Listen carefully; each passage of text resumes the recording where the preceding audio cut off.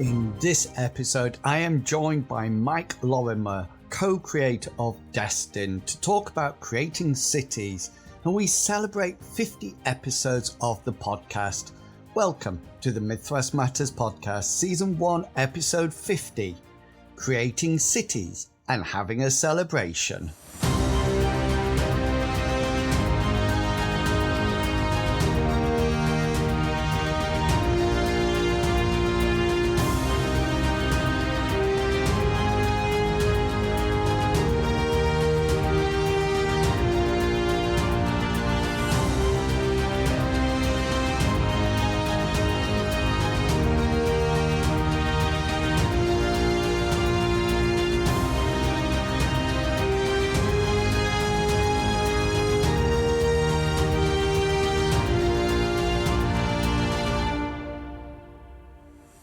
Hello and welcome to Mythras Matters, a podcast dedicated to the Mythras rule set and all its supplements. As always, I am your host, Inwils, and welcome to October. So in this episode, I'm going to save all my general waffling to the end of the podcast and get straight on with the interview. If you have bought or played Destined, you will be aware that it comes with a ready-made city called Gemelos for your heroes to protect. So I wanted to have a chat with Mike to hear his advice about how to create believable cities in any role-playing campaign. So I'll let Mike introduce himself.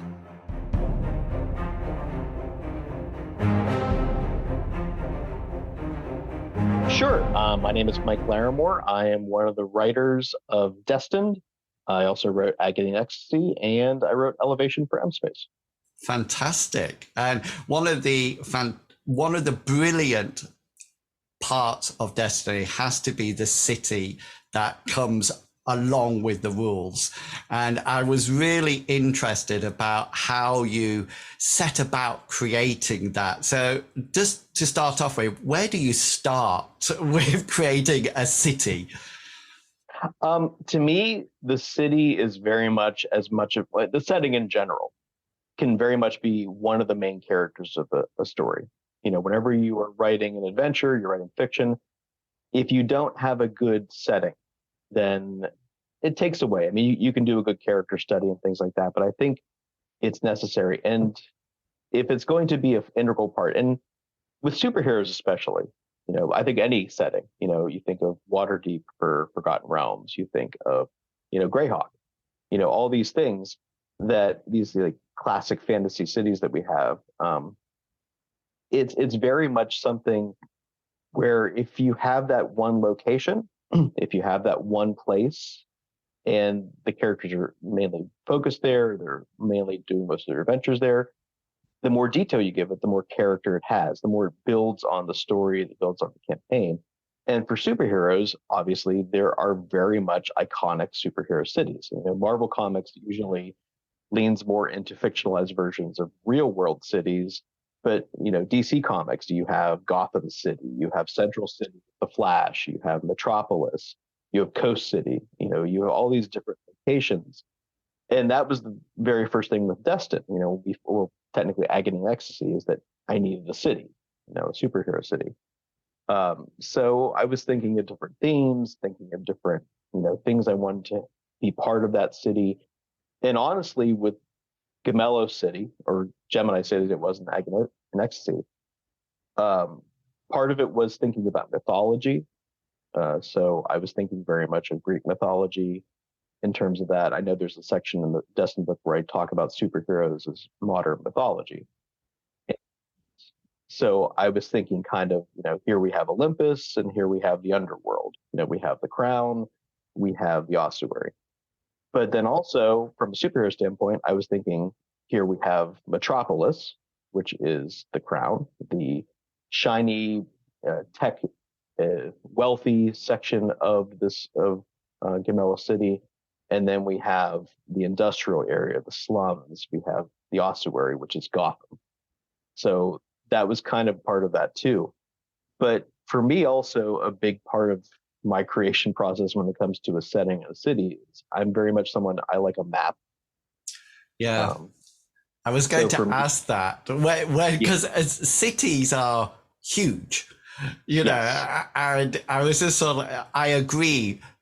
Players like maps. I think GMs like maps, and it really allows players to picture themselves in the city, if they've got yes. that map. So where do you start with maps? Tell me more about that.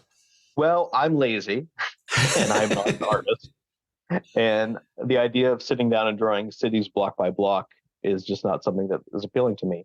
So I'm someone who very much is a fan of mapping programs, map generators, and thankfully we live in an era as gamers where there's just a wealth of resources out there.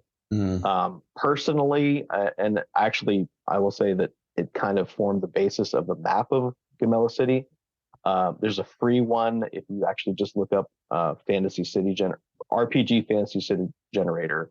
Yeah, I think I'm gonna probably butcher this pronunciation, but it's called Watabu, I um, don't know and it. it just Yeah, I it randomly generates a city, and you can set fantastic. parameters. You can set density. You can set the size of the city. You can set in whether there's water, and I was playing around with it, just kind of refreshing it, and until I found one that kind of thought, okay, this kind of looks like what I had in my imagination, and it used as the basis actually even for the end map of Mellow City.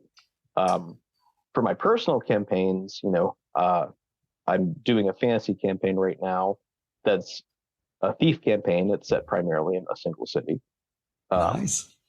and I'm a big fan of, and this is, we want to say that Mythras Matters is not sponsored by this Yeah. website, but I personally like a program called Incarnate. Right. That's what I've been using for maps because it's just a real easy program, and I'm not very technically savvy. I can't go into some of the deeper creation programs, but for me, it has got a pretty robust tool set even for the free version. So I will start with building a city map. And for me, that helps because it kind Mm. of spurs my imagination. If I have a map at hand, I can look at it and I can start filling in blanks. I'm going to add a little detail here. I'm going to add a location here, a point of interest here. And that's kind of what happened with Gamelos is that I had this map and for Agony XC, I just was worried about one section of Gamelos. Yeah. So I could kind of focus on that. But when it came to the actual main book, when we started doing Destined, I had to really expand it. So I just took the city map and I started just putting points on it. Like I would just kind of draw little dots on the printed map I had, and I'd write a name. I'd write a location. I'd write a point of interest, and then as I was building the city in the book, that's what I did. Is I would just think, okay, where are we gonna? What's I also healthcare and what's the stadium like, and what's the big deal about Asphodel Public Park, Yeah. and it just coming up with little interesting things to make them be an important location or stand Yeah. out. And that's a really, I think, beneficial approach because I think a city can be quite daunting when you're starting, whether or not it's a fantasy campaign or sci-fi or superhero. It's quite a daunting space because it is huge, and Yes. I think a lot of times what we need to do is just focus in little sections or put little bits in, like I thought your idea of like points of interest is really interesting. We don't need, well, I don't think we need to bother about the numbers down the street and what's two doors down from that. We are just giving like the feel of the city, and for me, Right. that's the most important thing, that feel. And I think to me, part of that's also that while you can have locations, I think when you're building something like that, you need the blank spaces too. You need spots on the map that you can fill in on your own, or that your characters can fill in. In this campaign that I'm running right now, I put the map out and I gave everybody little dot stickers, and I said, okay, tell me an important location to your character here, and put it on the city map and let them build some, little taverns and little, neighborhoods and different things. So it became more of their city as well. Even with Gamelos, there is a ton of blank space on that map. you can have the freedom to build the city, or we have the other locations in the world of Destined that we just mentioned. That there's other cities out there, and just kind of a little theming, but essentially a blank slate. And I think even when you have a map, I think if you go back, Waterdeep's a great example. I have a friend who ran a campaign in Waterdeep in the Forgotten Realms, and he had every resource imaginable. He had a whole wall of his gaming room covered with this enormous map of the city. And he's read, every Volo's guide, every supplement that's been published, since it first came out, second edition. And he could tell you, the quality of the gravel on the street, because he was just that into the city. And I think you have to balance that out. Some people, that's very much that they enjoy, is that they want to know, what shops are on this block of the city and have it all detailed out. But I think also you're kind of limiting yourself in terms of, it's good to know where, the store is if you want to buy your magic items. But if you have everything spaced out, then there's nothing to discover or nothing to create. And I think that links back to this idea of co-creation with players as well, in the sense that, if in our Destined, one of the characters plays a lawyer in their real life, and we needed to find a place for that lawyer to have her offices. And because the city wasn't fully developed, you knew roughly what area it would be in the commercial area, say. And I think that's really important. You need those blank areas to allow for growth, but also for co-creation to get that parties. Well, I think the party then puts their own mark on it. It becomes their city rather than our city that we created and they're playing in it, Exactly. And I think, So what about do you sort of like think about those areas then? Do you think about like a commercial area, a slum? Is that part of the creation process? It absolutely was, because I wanted to still seem like a functional city. Even if I'm not going into the weeds and going into depth about every single city block, I wanted to feel like a city that you might recognize or you might associate with something else. Like I said, there's that theming in terms of the city itself, to make it a superhero city. But, think about any kind of big metropolis, is that you're going to have an industrial area. You're going to have a financial district. You're going to have an arts district. You're going to have suburbs. You're going to have probably natural areas outside of it. And I think that's part of it too, is that you need to make it feel like it could actually exist. Even another fantasy example is Sigil, the city between dimensions in Dungeons and Dragons. That place that was the big setting of Planescape. Even though it's a city where you have demons and angels and all kinds of strange things wandering around, it still was a city. It still functioned. There was markets, there were magic shops, there were universities. I think you need to have that where you feel like it's could be a real place, and I think that pulls the players in too. That they really feel like this, or they can start kind of thinking from their own life experiences and say, "Oh, well, this kind of reminds me of the city I was in." So, and there must be certain, I almost like call them services, because I will wonder about like law enforcement and medical and things like the political center.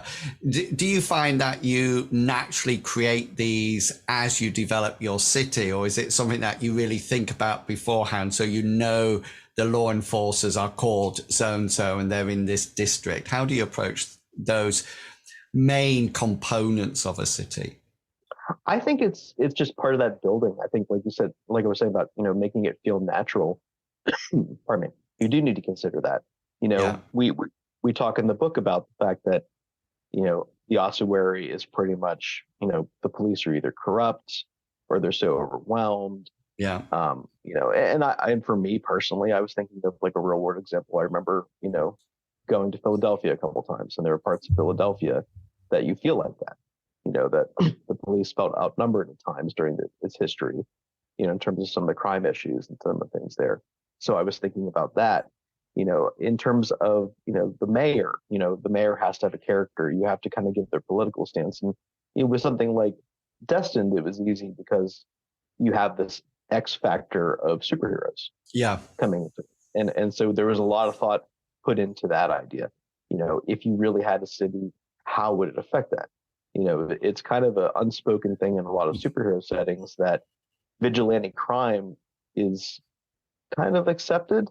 That you don't. So there are times in Batman's history, for example, that he's been hunted by the Gotham City Police Department. Yeah. But there's also been a lot of times when, you think of the Adam West Batman, where he has a red phone at the commissioner's office, and, he's a deputized agent of the law, where, and even, in current times, they just kind of look the other way, that he, ties up criminals, or Spider-Man, his friendly neighborhood Spider-Man little notes he puts on criminals he captures. So you have to think about, how would the law react to that? Why is, even in Destin, why is the Fearless Force accepted and kind of a sanctioned superhero team, but other superheroes are hunted down or persecuted? Yeah. It's kind of coming up with that. And like you said, even, there needs to be healthcare. There needs to be the type of services that you expect in a city. And how can you even build on that in terms of an adventure? Yeah. An ambulance coming into the ossuary, what happens if one of the gangs decides to stop it and try to take the medicines? Yeah. On board. And I find when I'm playing Destin, I give like a Network 7 update at the beginning of each session to feed in information about the city. And what I find is that players react to that. You develop an adventure, a plot line around the police commissioner or something similar, and that allows the party to gain that knowledge and involvement, and then you can sort of like move on to another bit or another bit altogether. One thing that after, because in America, everything, I don't know whether or not this is all cities, but most cities seem to be in grids. Yes. And in UK cities, that's apart from Milton Keynes, which is the only one that is a grid. So do you prefer those? Did you go for that grid outline of the roads and blocks, etc.? Gabellis, I didn't. I will say that. Gabellis, It was kind of, I did put city sections in, and I tried to put a theme in different sections of the city. So you have, different parts of the ossuary. Yeah. Where it's not necessarily as crime ridden, or it's a little better. You have some parts that are pretty rough. You have the industrial dock section. So I did kind of put some sections in, but I didn't grid it out. But with my fantasy city in my current campaign, I very much, it's a grid based city. It's very much, this is this section, this is this section, this is the hub. Everything's built around it. So I think it just kind of depends on what you want to do. Yeah. And the scale of the city. We don't think of I know if anybody who lives in a major city, you're going to deal with traffic, you're going to deal with all the hassles of living in a major city, but you're also, 20 minutes to half an hour to an hour from everything. Yes. Anything you think of, you can find. So that's a different thing. But, if your city's not like that, if your city's a smaller scale city, or a smaller area, or you're dealing with a fantasy city where, instead of people going around in cars and subways, you're dealing with, walking everywhere, or can you have horse traffic? So it might be a smaller scale city. So you have to kind of account for that too. How do you, we are talking about art, and, before we started this chat, and I'm really interested whether or not you have a visual representation of what the city looks like, because the map gives a very much a layout, but not necessarily what it looks like. And do you have that when you create the city? And if you do, how do you communicate it to your players? Do you think that's important or not? The lucky thing about writing a book like Destined is that you have artists. So in the book, there is artwork, and specifically, when we, Sophia was commissioning the art, we talked about that. We talked about what is the difference between, the ossuary and the crown, in terms of that. And I would present a lot of visual imagery representation, even the cover image that we have for the book. There was a discussion about like the architecture, the design, the cultural influences that would come upon it. We talked because it was founded, by Spanish explorers. So we talked about there was kind of a lot of, Spanish influence in some of the design work. And there's the church, that you have, Char fighting on the cover.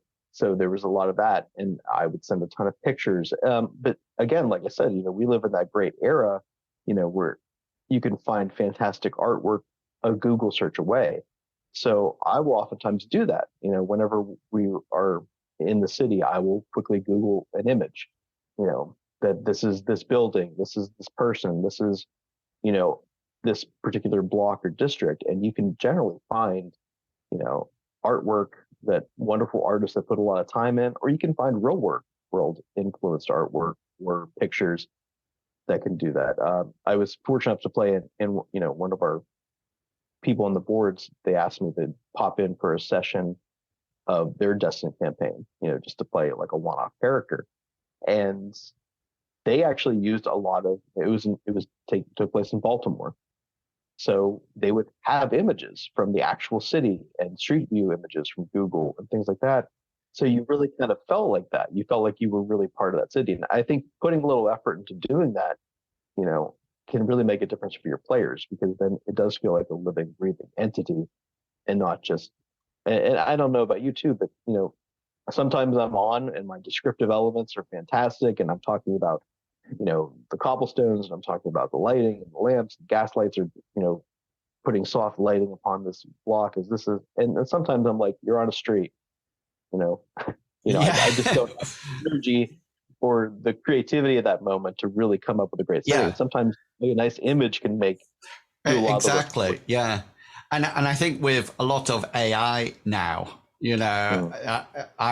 I for my Mythras campaign, I wanted a certain look, and I literally typed that look into Adobe Firefly, which again is not sponsored. This is not a sponsor for Adobe or anything like that, but it gave me a whole load of imagery that I just thought, yes, that's what I want. And just sharing that brief image, that one image, can really give the players a feel of where they are and what it actually looks like. Yes.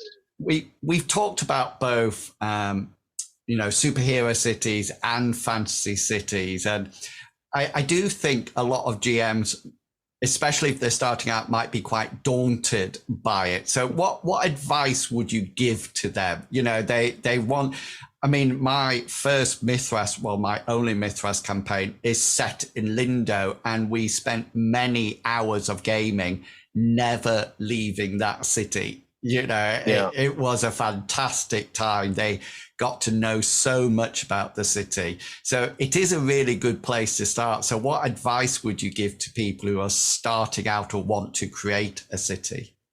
Don't be afraid to use other people's creativity. Yeah. In terms of, if there's an established setting, and, and even if it's not necessarily for Mythras, you can find generic system neutral campaign settings out there. You can find a ton of back material. You can find fantastic things that other people put a lot of work into that you can use, adapt. If you want to use it wholesale, if you want to change things, if you want to rename it and just make it your own, but kind of use their work.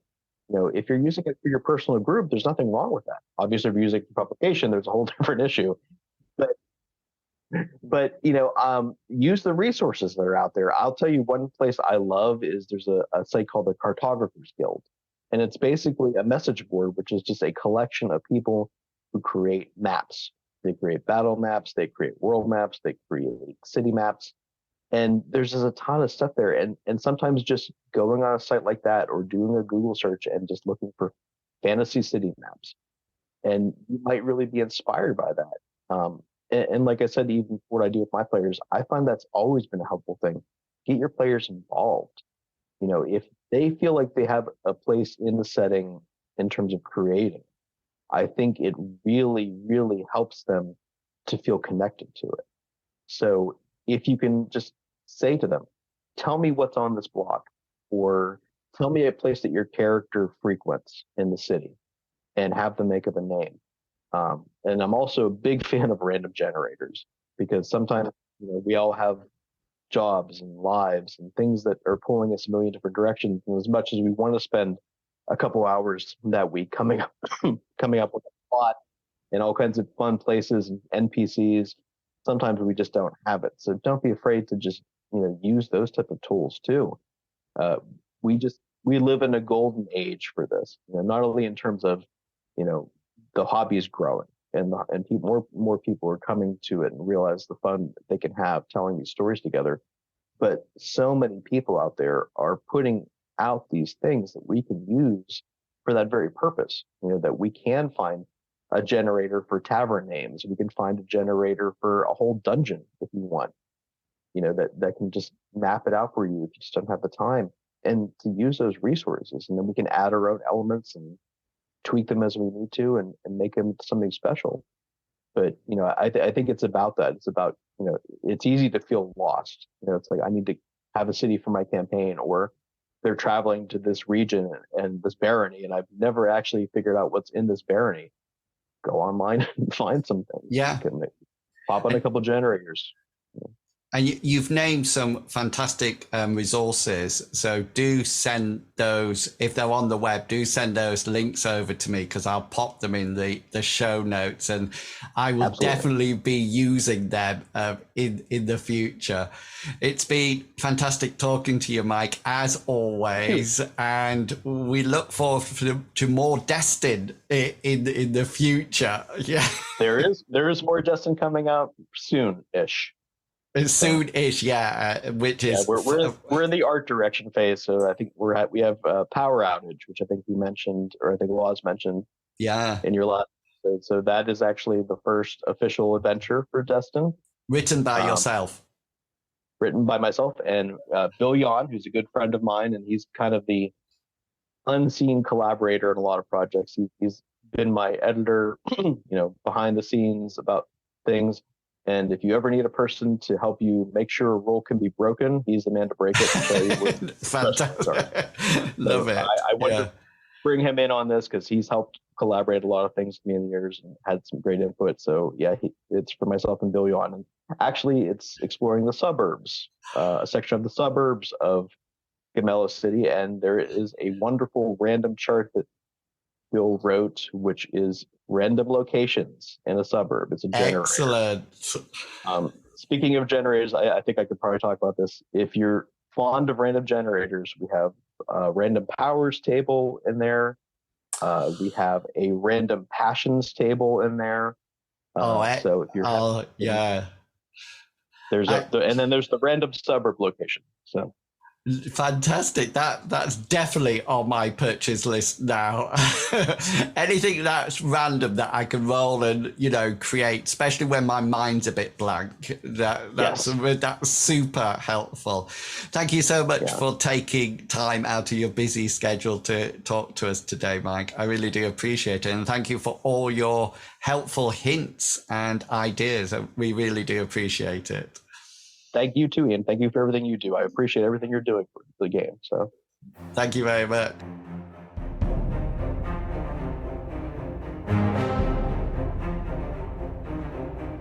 While chatting to all the creators on this podcast, I am constantly jotting down ideas for the future. I hope you all feel ready to create a city for your campaigns. Also, I've added the links to the tools that Mike referred to in the show notes.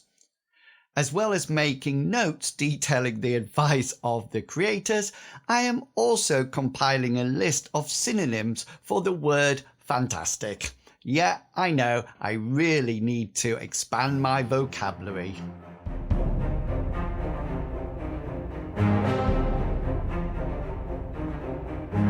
Remember, if you would like to be part of the podcast, then you can drop me an email or message and let me know what you would like to chat about. We are always looking for reviews or interviews with people. So if you are interested, you can email me at inwils@gmail.com or send me a message on the various forums and Discord I frequent.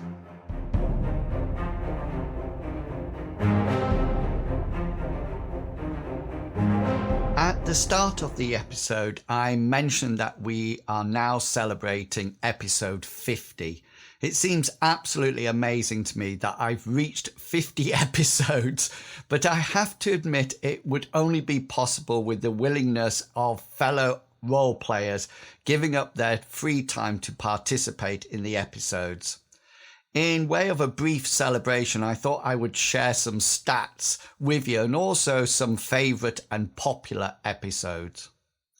Each episode of the podcast gets about 150 to 250 downloads per month, depending on the topic of the episode. However, the downloads do continue after that, with the first ever episode from April 2019, May Your Mythras Matter, currently having 1,358 downloads.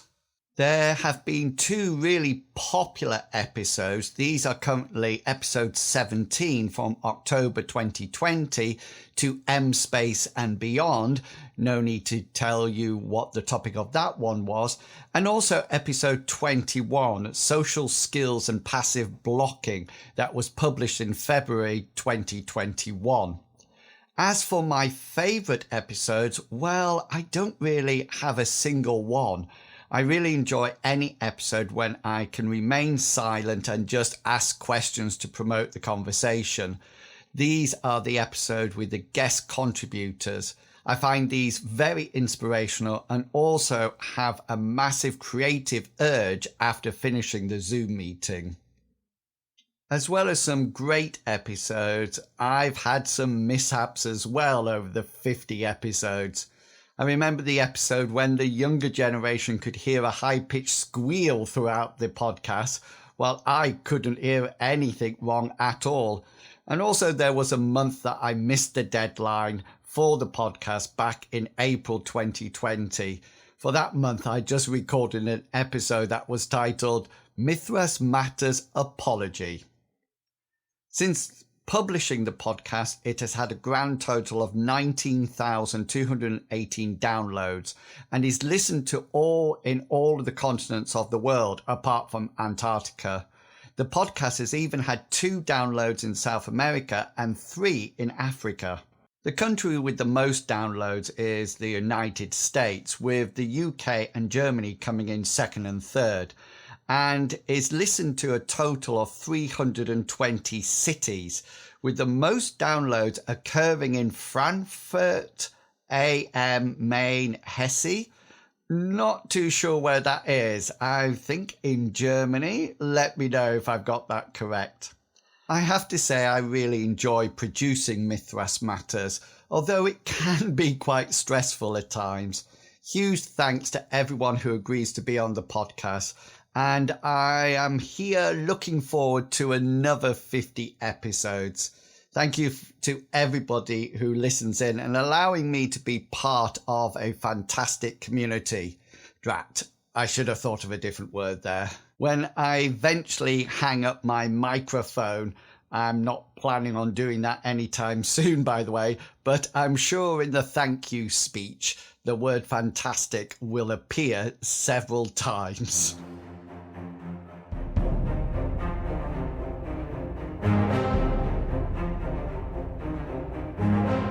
And that's it. Another episode of Mythras Matters completed. Don't forget you can check out all my content by following my YouTube channel and the campaign areas on World Anvil. I really appreciate your support, and do check out both the Discord and the Tapper Talk forums. There are some great people there sharing their ideas within discussions. So until next time, have a great month of gaming, and I will chat to you all in November. Until then, I hope that all your opposed roles succeed and provide you with a well-deserved special. Thanks for listening, everyone, over 50 episodes. See ya. Bye.